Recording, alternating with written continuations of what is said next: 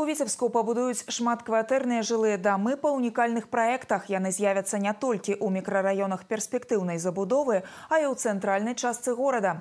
Галоўны архітэктар Віцебска адзначыў, што найбольш цікавымі пляцоўкамі стануць вуліца Богдана Хмяльніцкага, дзе узвядуць 7павярховы трохсекцыйны жылы дом са сваёй закрытай тэрыторыяй і стаянкай.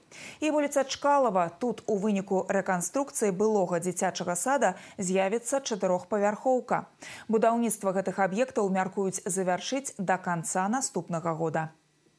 Есть у нас еще Чкалова 14Б, бывший детский сад, так называемый Тополек. Да, на сегодняшний день тоже проведена была консервация, выкупил новый застройщик этот детский сад и будет производить его реконструкцию также под многоквартирный жилой дом. Рассматриваем различные площадки. На сегодняшний день сформировано по проспекту Людникова градостроительный паспорт, сделан земельного участка Садовой улицы для продажи дальнейшей с аукциона этого земельного участка с возмещением людям затрат понесенных. Ну, это из центральных. Интересный дом, наверное, строителей 7 у нас еще будет строиться. Тоже интересный по архитектуре достаточно. Это возле бывшего кинотеатра Бригантина.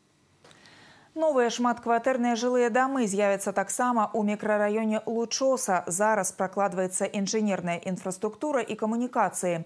Плануецца, што забудова гэтага квартала пачнецца ў 2027 годзе. Акрамя таго, у Тарным зараз будуюць 5 дамоў. У наступным годзе запланавана ўзвесці яшчэ 7 шматпавярховак.